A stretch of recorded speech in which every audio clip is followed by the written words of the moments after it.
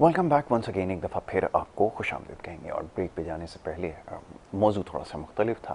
रूहानी नौइयत के मामला पर गुफ्तगू कर रहे थे। बहरहाल इसको समझने की ज़रूरत है, हम भी समझने की कोशिश कर रहे हैं। और प्रोग्राम के इस हिस्से में ये जो हमारा टॉपिक है ये थोड़ा सा मुख्तलिफ है, बल्कि काफ़ी मुख्तलिफ है। मैंने जैसे इब्तिदा में अर्ज़ किया कि मेरी कोशिश ये होती है कि ज़्यादा से ज़्यादा ऐसे मौज़ूआत पर गुफ्तगू की जाए जिसके ऊपर अमूमन आप प्रोग्राम्स में कम बात करने का मौका मिलता है। शादी ब्याह के हवाले से और दीगर मामलात के ऊपर तो आप देखते हैं साल साल प्रोग्राम होते आए हैं और लोग देखना भी यही चाहते हैं, लेकिन हम इससे काफ़ी दूर हैं। कोशिश करते हैं कि ऐसे मामलात और मौज़ूआत पर गुफ्तगू करें जिसके बारे में थोड़ी सा लोगों को समझने की ज़रूरत है। जिस्मानी नौइयत के मामलात और मसाइल के ऊपर तो आप देखते हैं मुख्तलिफ प्रोग्राम्स, उसमें गुफ्तगू होती है और हमारी भी ये कोशिश होती है कि इसको लोगों तक आगे ही पहुँचाई जाए। लेकिन एक और बड़ा अहम मसला और मामला है वो नफ्सियाती मसाइल के हवाले से भी है। अब ये नफ्सियाती मसाइल को हम क्योंकि संजीदा नहीं लेते और एक बड़ा अलमिया ये है कि जब जितने भी नफ्सियाती मसाइल हैं उनको पागलपन के साथ जोड़ दिया गया। और उसकी वजह भी यही है क्योंकि जैसे हमें बहुत सारी चीज़ों के बारे में इल्म नहीं है, उसके बारे में हम नहीं जानते, इसलिए अपने जहन से अपने सोच के मुताबिक हम खुद ही नतीजा अखज़ कर लेते हैं कि किसी भी शख्स के साथ अगर कोई नफ्सियाती मसला है, उसको अगर कोई चीज़ याद रखने में दिक्कत पेश आ रही है, या अगर उसके साथ कोई और मसला है, वो चीज़ों को जल्दी भूल जाता है, या अगर बहुत ज़्यादा सोचना किसी बारे में शुरू कर देता है, तो ये पागलपन नहीं है, ये नफ्सियाती मसला है और ये बिल्कुल काबिल इलाज है। और इसका इलाज कैसे मुमकिन है इसके ऊपर हम गुफ्तगू करेंगे। ये सिलसिला हमारा आज जारी रहेगा। प्रोग्राम के इस हिस्से में हमारे साथ बड़े ख़ास मेहमान मौजूद होते हैं और ये सिलसिला भी हमने कई माह से शुरू कर रखा है। मुख्तलिफ नफ्सियाती अमराज के हवाले से हम गुफ्तगू करें और मौजूद मेहमान जो हैं वो एक माहिर नफ्सियात हैं और इस फील्ड से गुज़िश्ता 30 साल के ज़्यादा इसका अर्सा हो चुका है जो आप इसकी वाबस्तगी इस शोबे से है नफ्सियात के हवाले से। और न सिर्फ पाकिस्तान में बल्कि पाकिस्तान से बाहर भी मुख्तलिफ ममालिक में अपनी खिदमत अंजाम दे चुके हैं। और इस शोबे से आपकी वाबस्तगी इस हद तक है कि इस पर आपने 2 किताबें भी लिखी हैं और तीसरी किताब जो है वो जल्द शाये होने वाली है। इंसान के साथ जो नफ्सियाती मसाइल होते हैं, आखिर इसकी क्या वजूहात हैं और किस किस किस्म के नफ्सियाती मसाइल हो सकते हैं। बहरहाल मैं बात कर रहा हूँ डॉक्टर शफीक यासीन की। आज एक दफ़ा फिर हमारे मेहमान हैं, उनको मैं खुशामदीद कहता हूँ। Thank you so very much doctor साहब for being with us once again.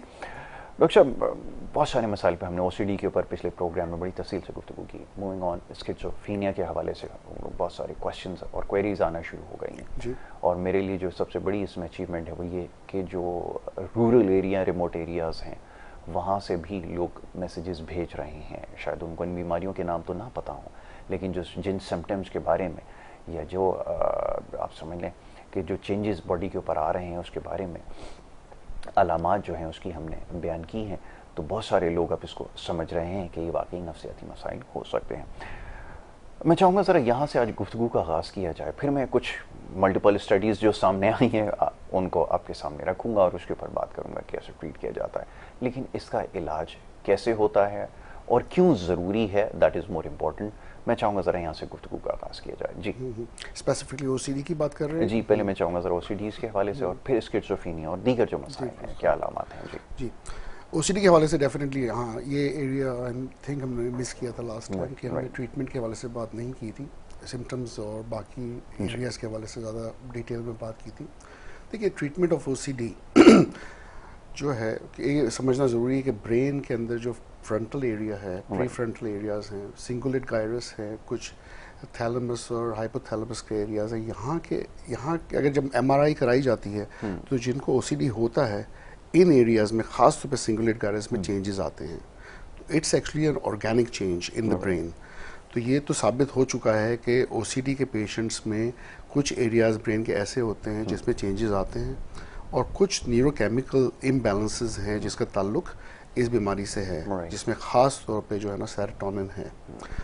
अब होता है क्योंकि अगर हम किसी और बीमारी से, जैसे मैं नॉर्मली डायबिटीज़ से कंपेयर करता हूँ कि जहाँ पे पेनक्रियाज काम नहीं कर रहा है, इंसुलिन की कमी है, इंसुलिन लगाया, लेवल ऑफ शुगर ठीक हो जाता है। यहाँ पे भी सेम है कि हम मेडिसिन ही कर रहे हैं। Psychiatry is not different to medicine, it's a speciality of medicine. तो लोग ये समझते नहीं है कि नफ्सियात के मरीज़ अगर आते हैं तो एक डॉक्टर के पास आते हैं जो एमबीबीएस और स्पेशलिस्ट डॉक्टर ही होता है।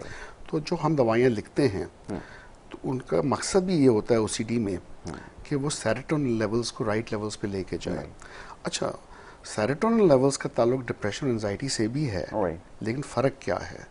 फ़र्क ये है कि ओसीडी में नीड फॉर सेरोटोनिन लेवल्स को ऊपर लेके जाने की ज़रूरत ज़्यादा होती है। तो यूजली रिक्वायरमेंट अगर ओसीडी है, ऑब्सेसिव कंपल्सिव डिसऑर्डर, कोई बहुत हाथ धो रहा है, एक ही चीज़ बार बार कर रहा है, एक ही सोच बार बार आ रही है, परेशान है, डाउट करता है, बार बार चेक करता है चीज़ों को, तो उसमें ज़रूरत होती है कि हम सिर्फ लो डोजेस ऑफ एंटी डिप्रेसेंट पे ना रखें एसएसआरआईज पे, उसको not average doses but maximum doses medium से एवरेज से ऊपर की तरफ जाएं, और नॉर्मली हाईएस्ट डोजेस पे जाके ये बीमारी पे ज़्यादा बेनिफिट्स आते हैं। अच्छा, एक चीज़ मैं यहाँ बता दूँ आपको, थोड़ी सी कन्फ्यूजन इसलिए हो रही होगी कि कुछ हार्मोन्स का तस्करा है। अब ये हार्मोनल जो इम्बैलेंसेस होते हैं, यानी कि आपके जिस्म में जो हार्मोन्स होते हैं, इसको कम या ज़्यादा जब ये हो जाते हैं तो उसकी वजह से ये होते हैं, जिसके बारे में अभी बात हो रही है। तो थोड़ा सा अगर आप मुश्किल हो रही होगी, यकीनन हम कोशिश करते हैं उसको आसान तरीके से। बिल्कुल, तो आप बिल्कुल सही कह रहे हैं यासिर भाई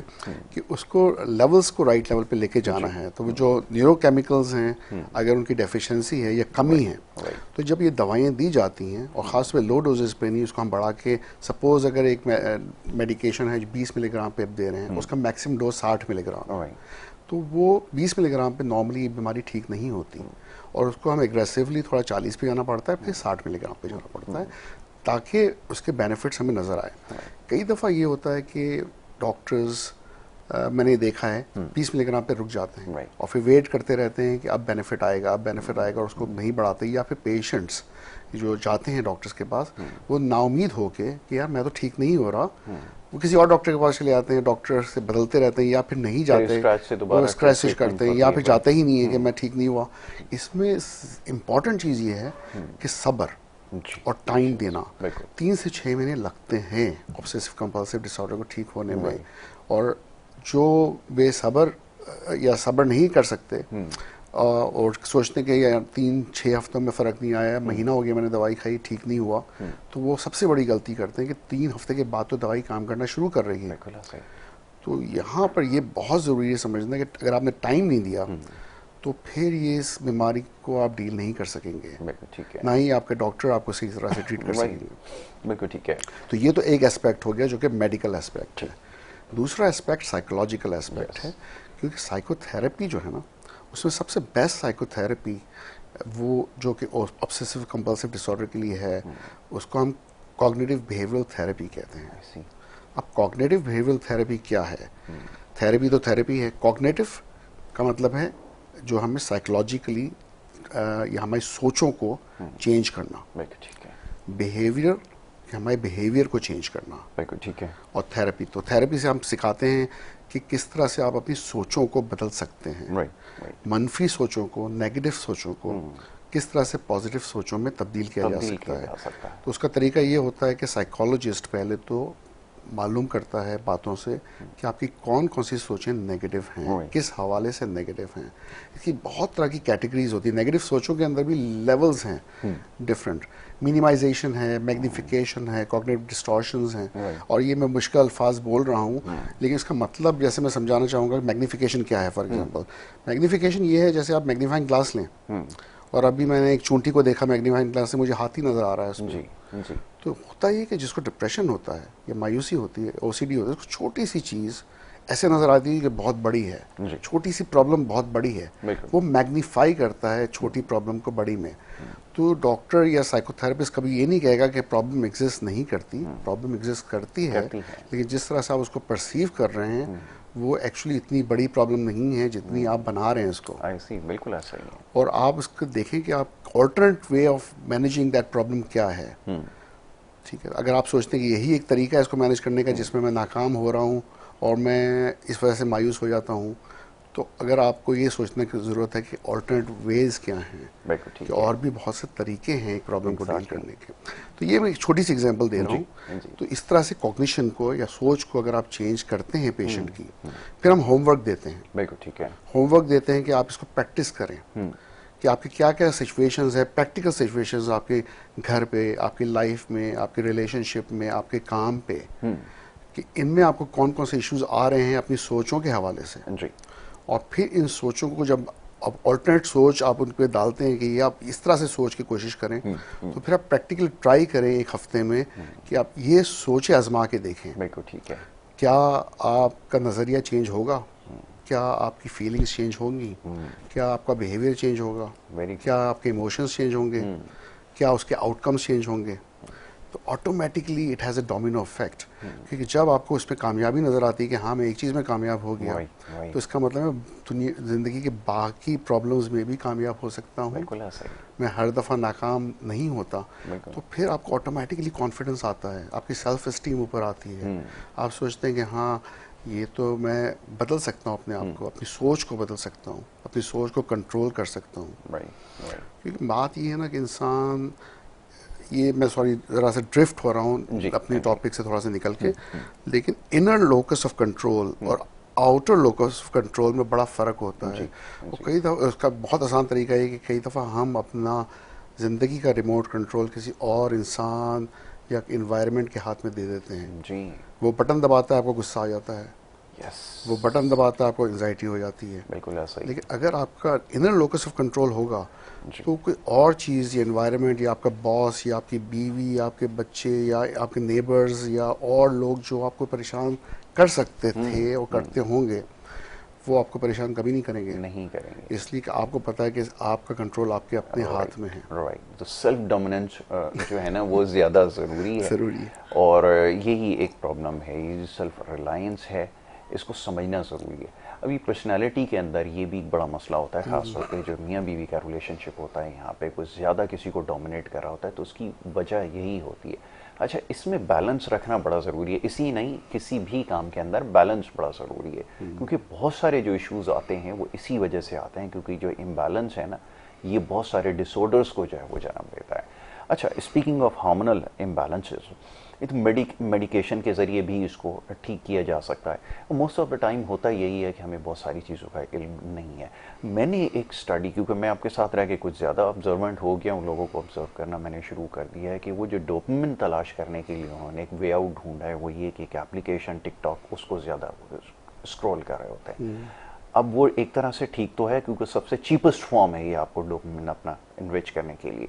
वो उसको गो थ्रू करते करते करते करते बहुत ज़्यादा टाइम अपना ज़ाया कर रहे हैं, और इसके साथ ज़्यादा इंटरेक्शन की वजह से जो प्रोडक्टिविटी का ग्राफ है वो नीचे आ रहा है, कंसंट्रेशन ज़्यादा डाइवर्ट हो रही है, फोकस अपना लूज़ करना शुरू कर दिया है। ये थोड़ा सा ऑफ टॉपिक हो जाएगा, बट इनकोऑपरेट कर लेते हैं कि ओसीडी के अंदर हम डिस्ट्रैक्शंस के ज़रिए ट्रीट कर सकते हैं कि उसको किसी और तरफ लगा कर उसकी सोच को इस तरफ डाइवर्ट कर दिया जाए कि वो थोड़ी देर के लिए भूल जाए। क्योंकि मैं प्रैक्टिकली एक वो देख रहा था कि अगर आपके हाथ में एक जगह चोट लगी है और आप उससे डाइवर्ट करने के लिए दूसरी तरफ अगर उसको अगर चोट पहुंचाएं, तो वो बिल्कुल ही इसका दर्द खत्म हो जाता है, वो दूसरी तरफ फोकस करना शुरू कर देता है। क्या हम इसको इस तरह से ट्रीट कर सकते हैं? By any mean please. I am impressed Yasir, because मेरा नेक्स्ट पॉइंट भी यही था और मुझे लग रहा है कि यार मैं 5-6 और सेशंस किए तो आप साइकाइट्रिस्ट बन सकते I'm a हैं। fast learner. Why you're Thank fast you. learner? So kind of you. तो basically there is a rubber band technique Yes. In obsessive compulsive disorder. तो उसमें वो कहते ही हैं कि साइकाइट्रिस्ट या साइकोलॉजिस्ट कहते हैं कि आप एक रबर बैंड पहन लें सिंपली, और जो आप कह रहे हैं एग्जैक्टली बिल्कुल सही कह रहे हैं। तो उसमें ये होता है कि अगर ऐसी सोच आती है जो कि आप नहीं सोचना चाहते, अनप्लेजेंट थॉट हैं, तो वो कहते हैं कि आप एक रबर बैंड खींचे छोड़ दें। आपको जहाँ यहाँ चोट लगेगी आपको फौरन सोच चोट की तरफ जाएगी या दर्द की तरफ जाएगी, तो वो आपको आप भूल जाएंगे, डिस्ट्रैक्ट हो जाएंगे। तो distraction is one of the best possible way of dealing with obsessive thoughts, obsessional thoughts जो हैं। तो जो रिमिनेशंस जिसे हम टर्म कहते हैं कि बार बार एक ही सोच आ रही है और तंग कर रही है आपको और परेशान कर रही है, और आपने रबर बैंड टेक्निक यूज़ की, तो डिस्ट्रैक्शन और डिस्ट्रैक्शन के आप कहीं और एक्टिविटी में मशरूफ़ हो जाएं, तो फिर ये कि आप बार बार ये रिपीट करेंगे तो फिर आपको एक प्रैक्टिस हो जाएगी कि distraction is one way of dealing with the problem. बिल्कुल बिल्कुल ठीक है। अच्छा, अब थोड़ा सा एक रात को जो केस वो आया है, ख़ासतौर पे एक यंगस्टर का, हाईली क्वालिफाइड, एजुकेटेड, बट जब होप चली जाती है तो मेरे ख्याल में सब कुछ चला जाता है। ऐसे केसेस के अंदर अब तक की स्टडी में क्या सामने आया है? गो कि अभी बहुत कम टाइम हुआ है, मेरे ख्याल में 8-10 घंटे से ज़्यादा तो नहीं होंगे, बट कैसा अभी तक रिस्पॉन्स रहा है? और सबसे पहले तो जो इस एक्सट्रीम अप्रोच तक चला जाता है जहाँ सुसाइडल थॉट्स आना शुरू हो जाते हैं, वहाँ से वापस लेकर आना इमीडिएटली बड़ा मुश्किल हो जाता है। सो फार क्या अभी तक समझ में आया है? जी इससे पहले अगर आप बोलें तो मैं थोड़ा सा जी बैकग्राउंड जी, उसका इन्फॉर्मेशन बैकग्राउंड दे दूं ज़रूर दे उसका दें, बिल्कुल विदाउट ठीक है। Saying names. और हाँ ज़रूर। खैर एक पेशेंट मेरे पास आया कल, 37-year-old मेल, जो मैरिड था, जो पहले अपने माँ बाप के पास साथ रहता था इन अ लोकल एरिया जहाँ पे मैं प्रैक्टिस कर रहा हूँ, नाज़िमाबाद के एरिया में। उसके साथ काफ़ी ट्रेजेडीज हुई। पहले तो एक खैर उसने कराची यूनिवर्सिटी से मास्टर्स किया फाइनेंस में माशाल्लाह से। उसके बाद बैंक में काफ़ी हाई लेवल पे काम किया, he was next to the manager level. फिर उसके बाद हुआ ये कि उसकी बहन जो थी, एक ही बहन थी, वो उसका दुपट्टा फंसा, वो आग पकड़ ली दुपट्टे ने, और उसके बाद वो जल गई, मर गई। भाई कोई नहीं था।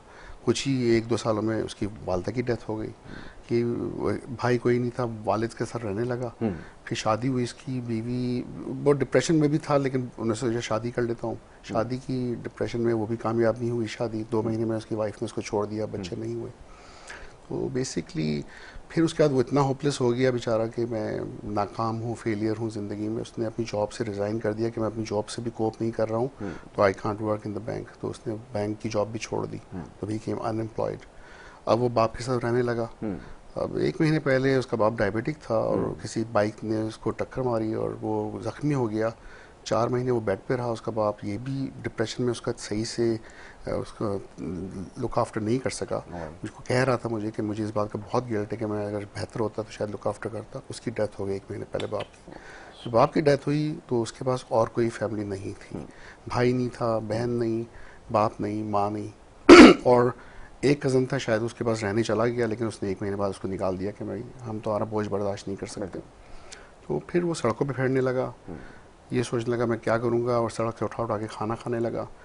रोज़ जाके कब्रिस्तान में बैठ जाता था कि माँ बाप से कहता था कि मैं क्या करूँ, मैं अकेला हूँ, कोई नहीं है मेरा।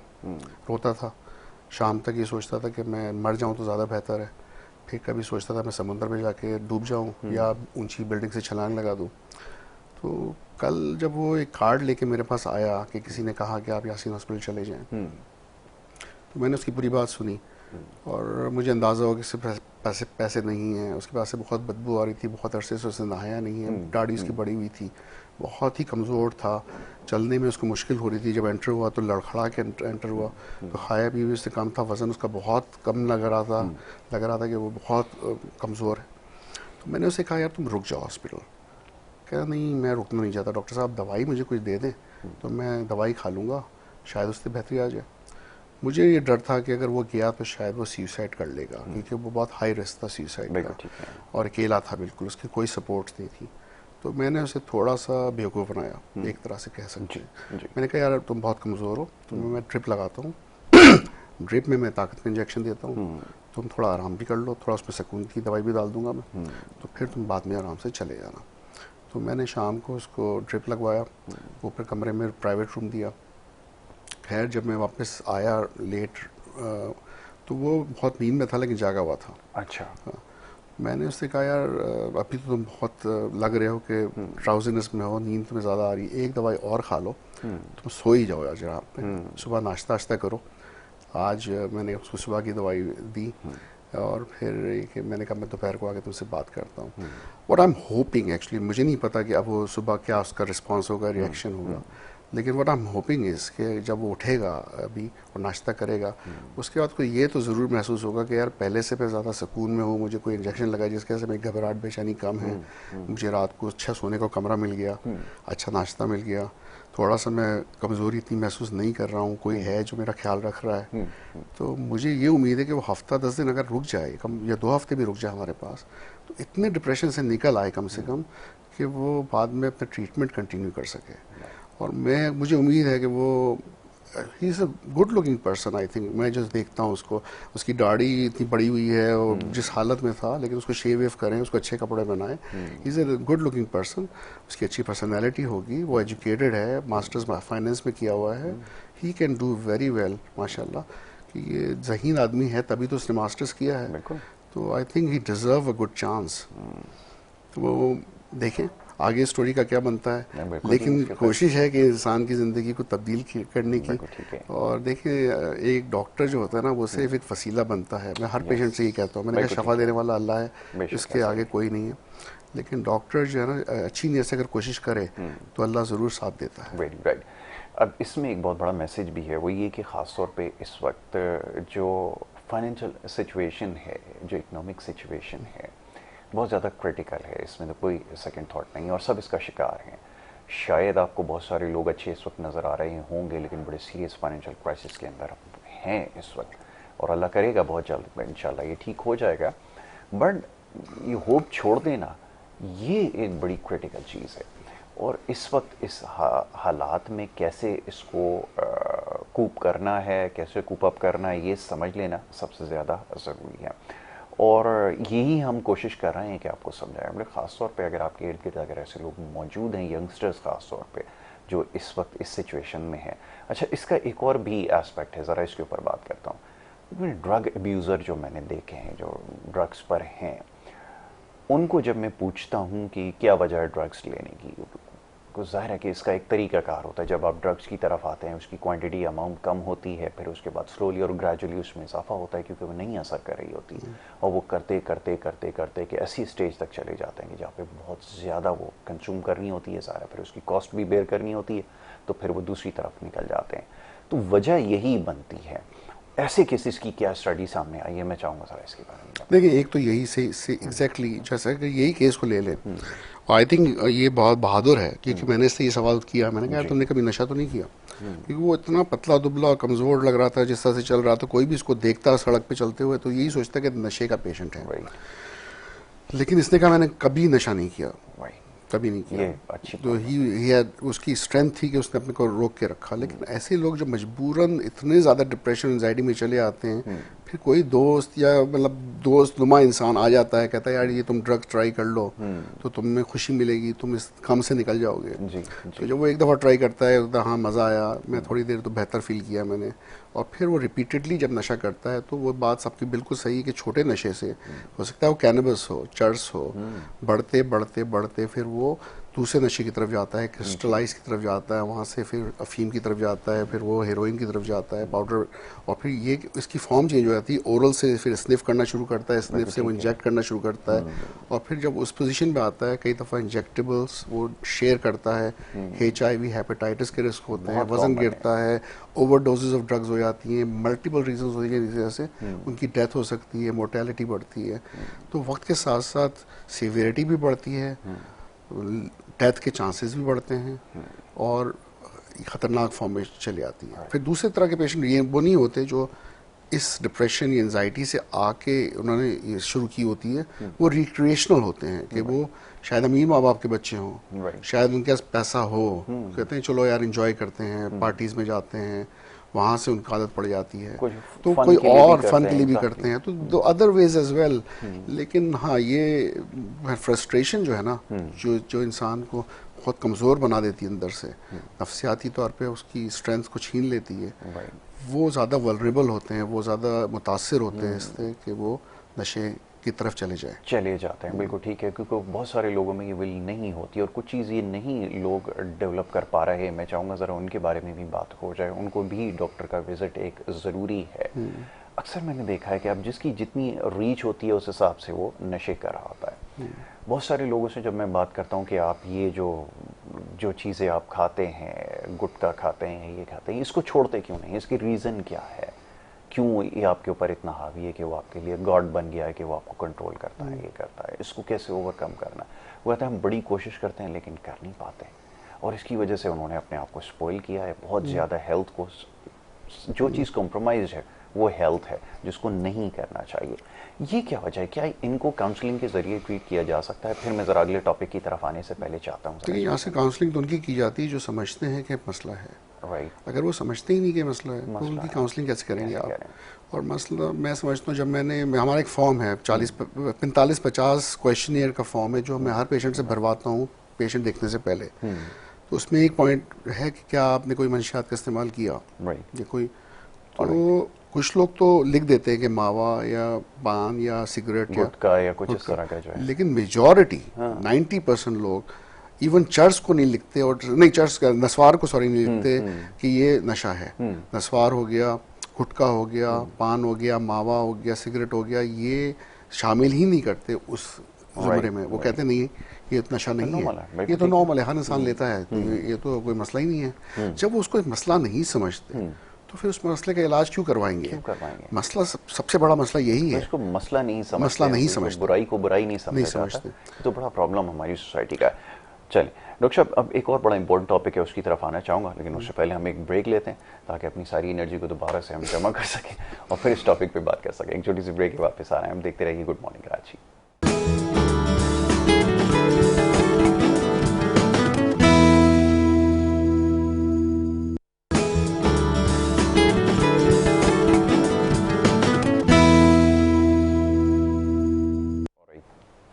Welcome back once again. एक दफ़ा फिर आपको खुश आमदीद कहेंगे। ब्रेक पे जाने से पहले गुफ्तगू हो रही थी बहुत इंपॉर्टेंट टॉपिक पे, और जो ये प्रोग्राम को रेगुलर देख रहे हैं, ख़ासतौर पे जो हमारा पूरी सीरीज़ हमने शुरू कर रखी है जिसमें हम नफ्सियाती मसाइल के हवाले से बात कर रहे हैं, इनको समझना बड़ा ज़रूरी है। OCD एक बड़ा इंपॉर्टेंट टॉपिक है, इसके ऊपर हमने अभी गुफ्तगू की है कुछ देर पहले। एक नफ्सियाती मसला है और इसकी क्या अलामात होती हैं, कैसे उसको ट्रीट किया जाता है, ये तमाम चीज़ें डिस्कस हो चुकी हैं। उसके साथ साथ कुछ केस स्टडीज़ भी आपके साथ शेयर कर रहे हैं कि जो अभी हालिया दिनों में जिनको देखा है डॉक्टर साहब ने, तो क्या क्या कुछ हो सकता है। डॉक्टर साहब, एक ब्रेक में आपने बड़ी अजीब सी बात बताई। हमारे प्रोग्राम करने का मकसद ये है कि लोगों को बताया जाए एक्चुअली कि ये हर नफ्सियात का मसला पागलपन नहीं है, लेकिन जो कुछ हम ड्रामों में देखते हैं या डॉक्यूमेंट्रीज़ के अंदर दिखाया जाता है या मूवीज़ के अंदर दिखाया जाता है कि एक रेडिकल ट्रीटमेंट दी जाती है और वो शायद फर्स्ट लाइन ऑफ थेरेपी उसको बना दिया गया है। ये तो मेरे लिए भी बड़ा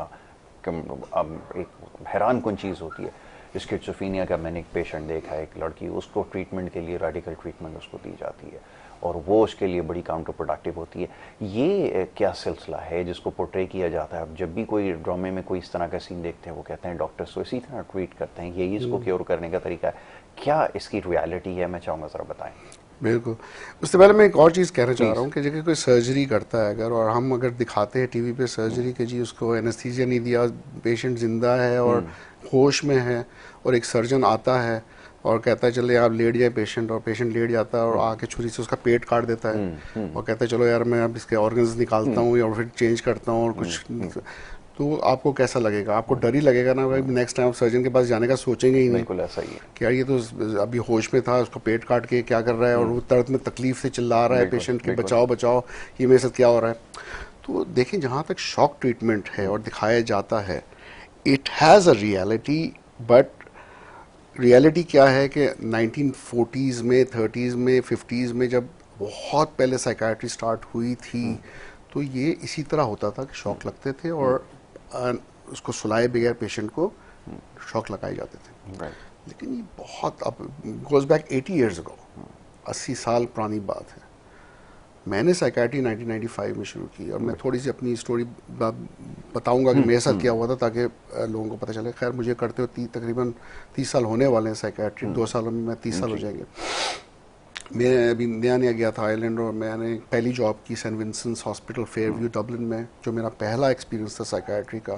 फर्स्ट ड्यूटी ऑन कॉल भी उन्होंने मुझे माशाल्लाह से पहली रात को ही दे दी कि भाई आप ड्यूटी ऑन कॉल भी, आज गोरा जो है वो छुट्टी पे चला गया तो आप ड्यूटी करेंगे।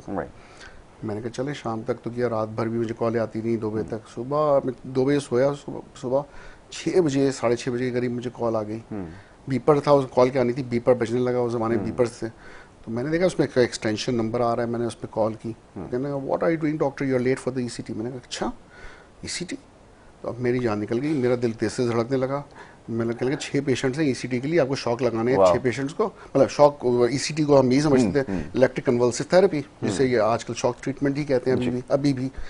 खैर मैं चला गया वहाँ पर ऊपर ऑपरेशन थिएटर रूम में, उन्होंने वो पूरा बनाया हुआ था। मैंने कहा मैं क्या करूँगा, मुझे तो अलिफ बे भी नहीं आती है इलाज करने की, तो मैं कैसे लगाऊंगा, ना मुझे सिखाया ना कुछ।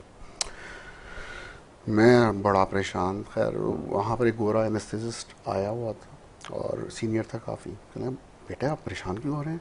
मैं था उस ज़माने में, मैं 25 साल का ही हुआ था, अभी मैं यंग था काफ़ी। तो कहना आप फिक्र नहीं करें, जस्ट दिस नो प्रॉब्लम, देखें मैं एक इंजेक्शन लगाऊंगा, पेशेंट सो जाएगा, तो नर्स खड़ा हुआ है, आप खड़े हुए हैं, एक मशीन है यहाँ पे, तो ये एक जो रॉड है यहाँ पे रखेंगे हम 2 साइड पे।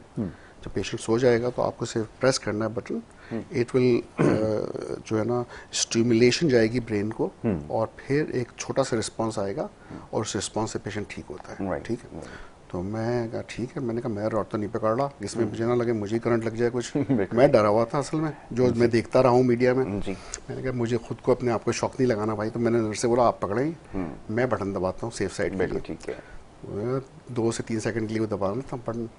जब मैंने बटन दबाया तो मैंने देखा कि 2 फिंगर्स ऐसे हिली, पेशेंट सो ही रहा था, कुछ भी नहीं हुआ, पेशेंट ऐसे सोता ही रहा। और उसके बाद उन्होंने उसको दूसरे बेड पे मूव किया और उसको ले गया। मैंने कहा खत्म, बस ये हुआ था? कहा जी यही था ईसीटी। तो इतना सिविलाइज तरीके से ईसीटी, ये मैं अभी की बात नहीं कर रहा हूँ, 1995 की बात कर रहा हूँ, 28 साल पहले की। और उस जमाने में डिफरेंट मशीन्स थे। अब तो थाइबाट्रॉन 4 मैंने लास्ट यूज़ की, मैं खुद डायरेक्टर रहा ईसीटी का। मैंने पढ़ा भी सिडनी से, मेलबर्न से, और James Fletcher university new castle से। इन 3 शहरों से मैंने सर्टिफिकेट्स लिए ईसीटी के। I am very pro ECT, जबकि मैं ईसीटी पाकिस्तान में नहीं लगा। ठीक है, वजह है कि यहाँ पे सही मशीन्स नहीं हैं। ठीक है, क्योंकि एक मशीन जो ईसीटी की आती है, जो प्रॉपर थाइरोट्रॉन 4 या मेगाट्रॉन लेते हैं, वो तकरीबन $45,000 की उस ज़माने में थी। तो जब मैंने चेक करें तो उस ज़माने, अभी भी देख लें तो तकरीबन आपको 1 करोड़ से ऊपर की एक मशीन मिलेगी। फिर आपको प्रॉपर एनेस्थीसिया, प्रॉपर 3 रूम चाहिए, वेटिंग एरिया चाहिए, operation theatre room. Just come to know कि इसमें प्रोसेस में एनेस्थीसिया भी इन्वॉल्व है, बल्कि बहुत सारे लोगों को नहीं पता होगा कि ईसीटी के अंदर एनेस्थीसिया भी गो थ्रू करना पड़ता। वहाँ पर उस हॉस्पिटल को रजिस्ट्रेशन ही नहीं मिलती बाहर की कंट्रीज में, जहाँ पर प्रॉपर वेटिंग रूम ना हो पेशेंट्स के लिए, जहाँ पर उनको एजुकेट किया जाए। बिल्कुल ठीक है। फिर जहाँ पर ईसीटी दी जाए, और फिर रिकवरी रूम, जहाँ पे वो रिकवर होने के लिए उनको 15 से 20 मिनट लगते हैं, वो होश में आते हैं एनेस्थीसिया के बाद, फिर उनको अपने बेड में मूव कर दिया जाता है।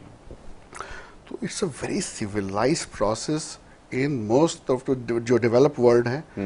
मैंने आयरलैंड में भी ईसीटीज की, इंग्लैंड में भी ईसीटीज की, ऑस्ट्रेलिया में भी की, सिडनी में की, मेलबर्न में की, ब्रिस्बेन में की।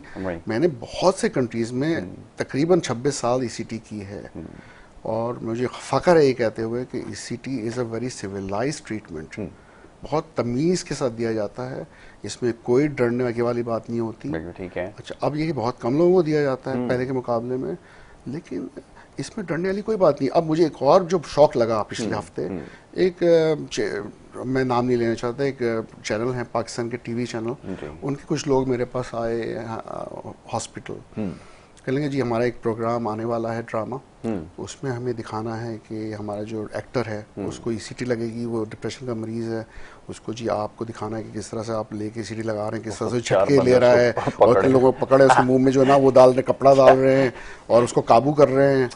तो मैंने तो साफ इनका, मैंने कहा देखिए ये चीज़ तो आज से 25 साल पहले नहीं होती थी, तो ये अभी मैं कैसे दिखा सकता हूँ। और ये दिखाने का मतलब है कि आप लोगों को और डरा रहे हैं कि नफ्सियात का मसला तो पागलपन है, और पागलपन का मतलब है किस तरह ट्रीट किया जाता है, रेडिकल ट्रीटमेंट दिया जाता है।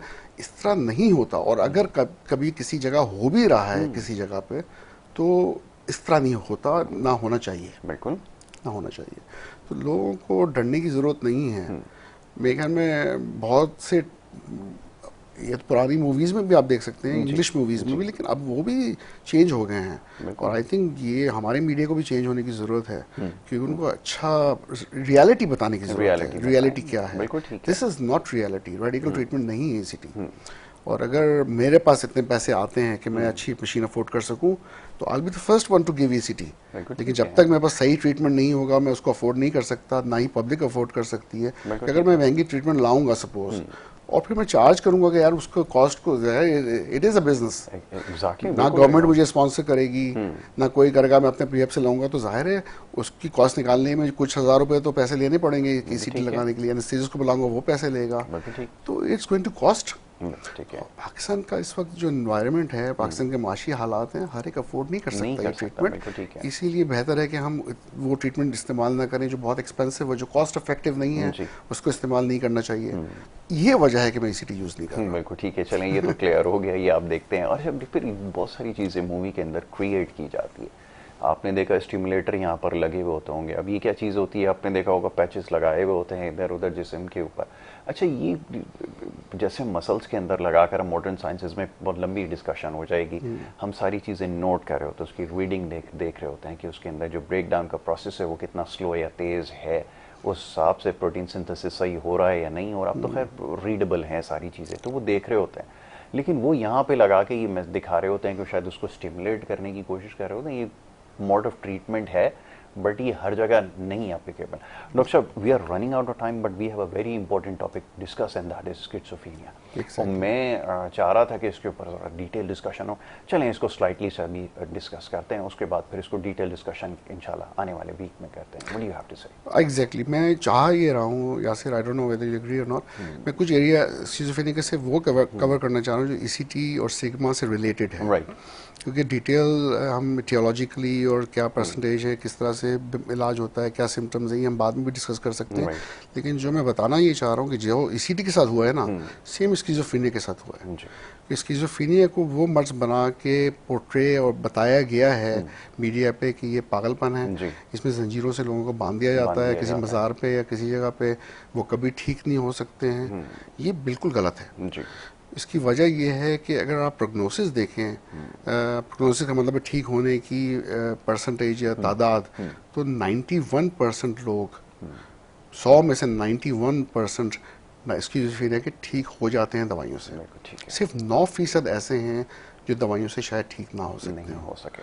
अच्छा, इन 91% में भी 3 कैटेगरीज हैं और ये बाद में डिस्कस आराम से कर लेंगे कि कुछ के प्रोग्नोसिस इतने अच्छे नहीं होते, किसी के ज़्यादा अच्छे होते हैं, लेकिन ठीक 91% हो सकते हैं। अगर हम दवाइयाँ दें, टाइम पे दवाइयाँ दें और उनको 3 से 6 महीने ट्रीट किया जाए अच्छी दवाइयों से, और एक दवाई अगर फेल हो जाए तो दूसरी या तीसरी ट्राई की जाए या ऑगमेंट किया जाए, इसका मतलब कंबाइंड थेरेपी दी जाए। तो अभी होता ये है कि वही मैं कह रहा हूँ, कई लोग समझते नहीं हैं कि इसका इलाज है। वो समझते हैं कि झिन है या रूहानी मसला है या कोई और मसला है। कई अगर समझते भी हैं तो रिलक्टेंटली समझते हैं कि यार शायद है शायद नहीं है। आधे इधर होते हैं आधे इधर होते हैं, एक दफ़ा इधर डॉक्टर के पास आते हैं, एक दफ़ा रूहानी इलाज करा रहे होते हैं। दोनों तरफ 2 किश्तियों के सवार होते हैं। बिल्कुल ऐसा ही वो भी मसला है क्योंकि वो आप कंप्लीट इलाज की तरफ नहीं आते, क्योंकि इसमें टाइम देना पड़ता है और सब्र भी करना पड़ता है। और डॉक्टर को अगर आप टाइम नहीं दे रहे तो ये बड़ा मर्ज है। स्किज़ोफ्रेनिया छोटे अमराज में नहीं आता। जैसे डिप्रेशन है, एंजाइटी है, ओसीडी है, ये फिर भी हम छोटे उसमें ले आते हैं। लेकिन पागलपन जैसे हम कहते हैं स्किज़ोफ्रेनिया, वो बड़ा मर्ज है। लेकिन इसमें एक और सबसे बड़ी समझने की बात है, अगर हमारे 1 मिनट अगर है तो वो ये है कि हर पागलपन स्किज़ोफ्रेनिया नहीं होता। ये सबसे बड़े पॉइंट है कि अगर 100% पागलपन में से तकरीबन समझ ले 60 से 65% पागलपन स्किज़ोफ्रेनिया नहीं होता। वो या तो बाइपोलर के हवाले से साइकोसिस होगा, या फिर डिप्रेशन के हवाले से साइकोसिस होगा, या फिर कुछ और बीमारी जिसके साथ वो साइकोसिस हो सकता है। तो वो स्किज़ोफ्रेनिया है ही नहीं। पागलपन अगर 100% पागलपन भी ले लें, उसमें से सिर्फ 30 से 35% जो है ना एक्चुअली स्किज़ोफ्रेनिया है। इसको भी समझने की जरूरत है। Then we have so many other topics to discuss, like bipolar disorder क्या होता है, ये क्या चीज़ें होती हैं, इसके ऊपर इंशाल्लाह ज़रूर आगे गुफ्तगू करेंगे। डॉक्टर साहब, again thank you so kind, और आपने अपना टाइम दिया। मैं आपका बड़ा शुक्रगुजार हूँ वंस अगेन कि आप अपना टाइम निकाल कर यहाँ आते भी हैं, हमें एजुकेट भी करते हैं, बहुत कुछ सीखने का भी। Thanks for having me here. जैसे आप बात कर रहे थे, मेरा ट्रीटमेंट भी है, because I need to talk about this. 30 साल देखते हुए पेशेंट्स को अगर मैं ये बातें नहीं करूँगा तो ये मेरे लिए भी गलत है। कि वो कहते हैं ना, कुछ चीज़ ऐसी होती है जिसे रुकना नहीं चाहिए, और नॉलेज इनमें से एक चीज़ है जिसको कतई नहीं रुकना चाहिए। पानी की तरह है कि बहते रहनी चाहिए। Very right. Thank you so much. नाज़रीन, ये हमारा प्रोग्राम था और कोशिश की कि हमने ये जो नफ्सियाती मसाइल हैं इसके ऊपर गुफ्तगू करें। बहुत सारी ऐसी चीज़ें यकीनन होंगी जो आपको समझ में नहीं आई होंगी, मुश्किल टर्मिनोलॉजीज़ हैं। हम कोशिश करते हैं इसको आसान करके आप तक पहुँचाएँ भी, समझाएँ भी, किसी कंक्लूजन पर पहुँचे। कहने का मकसद ये है कि अगर आपके पास भी इर्द गिर्द में अगर कोई ऐसा शख्स है जिसको आप समझते हैं कि उसको ट्रीटमेंट की ज़रूरत है, जैसे हमारे यहाँ हरफ आम में कहा जाता है कि बहकी बहकी बातें करना या ज़्यादा सोचना या अपने ख़यालात में गुम रहना, तो ये सारे नफ्सियाती मसाइल, और यकीन करें कि ये काबिल इलाज है। और इससे ज़्यादा भी अगर जो कुछ आप देखते हैं किसी के अंदर, तो बजाय इसके कि कोई और तरीका आप इख्तियार करें, पहले अच्छे आप डॉक्टर के पास आएँ, यासीन साइकियाट्रिस्ट हॉस्पिटल नाज़िमाबाद में है, बहुत सारे ऐसे केसेस को ट्रीट कर रहा है, और इस तरह के बहुत सारे केसेस जो आपके इर्द गिर्द हैं यकीनन ट्रीट हो रहे हैं। तो आप डॉक्टर साहब से रुजू कर सकते हैं। डॉक्टर साहब को इंशाल्लाह नेक्स्ट फ्राइडे को यहाँ पे ज़हमत देंगे और बहुत सारी चीज़ें उनसे डिस्कस करेंगे। प्रोग्राम के वक्त ख़त्म होता है। मोहम्मद यासिर और हमारी टीम को दें इजाज़त। अल्लाह के बाद।